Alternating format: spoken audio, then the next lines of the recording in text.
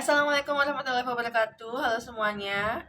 Di sini saya akan mempresentasikan tentang tugas 3 filsafat ilmu. Sebelumnya perkenalkan, nama saya Nabila Safa Audita, jurusan PGSD dengan NIM 860553039. Di sini saya akan mempresentasikan untuk tugas 3 filsafat ilmu. Langsung saja ya. Untuk yang pertama itu ada makna pilar dalam konteks pendidikan sebagai dasar atau tiang penguat sistem pendidikan.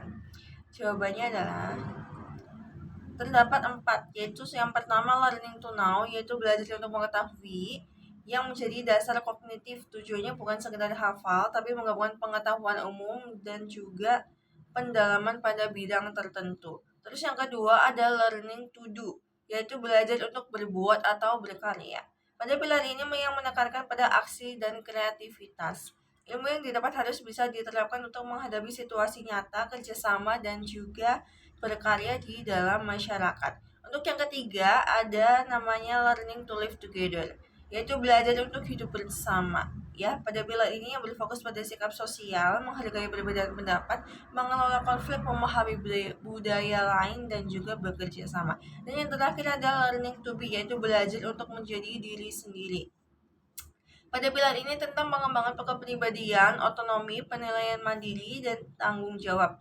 Tujuannya untuk seseorang mengenal potensi sendiri, yaitu seperti memori, penalaran, estetika, fisik, dan juga keterampilan komunikasi. Untuk soal nomor 2 yaitu prinsip dasar pendidikan menurut Ki Hajar Dewantara yang terdapat ing Ngarsa Songtulodo, ing Madya Mangunkarso, dan Tutwuri Handayani. Dalam modul, asesmen itu mengacu pada prinsip dasar bagi pendidik dalam melakukan proses pembelajarannya, yaitu Tutwuri Handayani yang digagas oleh Ki Hajar Dewantara. Lalu disambung dengan Ing Ngarso Songtulodo dan Ing Madya Mangunkarso yang digagas oleh Sostro Kartono. Tutwuri Handayani itu mengacu pada makna bahwa pendidik seharusnya selalu memberikan dorongan dari belakang untuk anak-anak supaya mereka dapat belajar secara mandiri. Yang kedua yaitu Ing Ngarso Songtulodo, yaitu mengacu pada seseorang yang memberikan semangat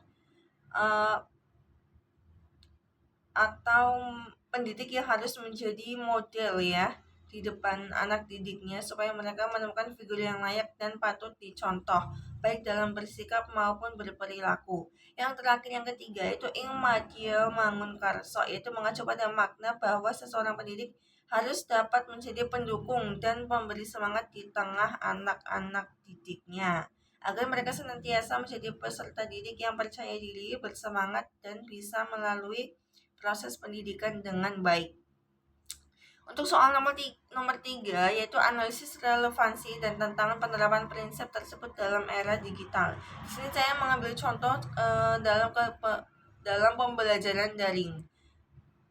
Untuk relevansi prinsip di era digital yaitu Ngarsa Songtulodo di depan memberi teladan. Dalam pembelajaran daring, guru tetap menjadi teladan walaupun secara virtual, seperti rajin mengikuti Zoom, berkomentar dengan bijak, dan lain sebagainya. Karena siswa akan mengikuti bagaimana cara guru tersebut mengajar.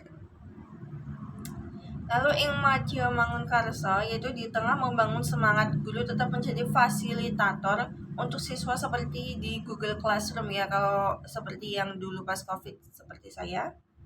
Misalnya guru dengan memotivasi anak untuk semangat serta memberikan feedback yang baik. Guru juga bisa menambahkan membuat seperti kuis atau latihan soal di Google Classroom seperti itu. Lalu yang ketiga adalah Tutwuri Handayani di belakang memberi dorongan. Karena pembelajaran daring ini, siswa jadi butuh mandiri dan guru juga harus bisa menyuruh siswa mencari tahu informasi sendiri, nanti bisa dikoreksi oleh guru. Dan untuk tantangannya yaitu fasilitas yang dihadapi oleh setiap anak itu kan berbeda-beda, mulai dari handphone, terus paket data, kuota, dan sinyal terutama. Jadi itu bisa jadi kekurangan yang mungkin dihadapi oleh siswa ya. Terus yang keempat adalah refleksi singkat tentang bagaimana pilar tersebut dapat menjawab persoalan pendidikan nasional saat ini. Jawabannya adalah masalah pendidikan pada anak sekolah yang masih sering terjadi hingga saat ini adalah bullying ya salah satunya.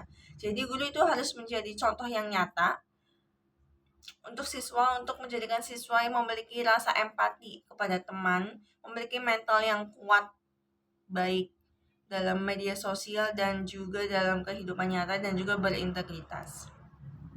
Karena di zaman sekarang itu anak-anak kan sudah banyak yang dikasih handphone sama orang tua ya, jadi orang tua juga harus tegas. Kalau misal orang tua kasih stop anak untuk main handphone, orang tua juga harus lepas handphone. Jangan kamu nyuruh anak untuk lepas handphone, tapi kamu main handphone di depan anak. Itu yang menurut saya kurang tepat. Sekian presentasi saya hari ini. Mohon maaf apabila ada salah kata dan belibet. Mohon dimaafkan. Terima kasih. Wassalamualaikum warahmatullahi wabarakatuh.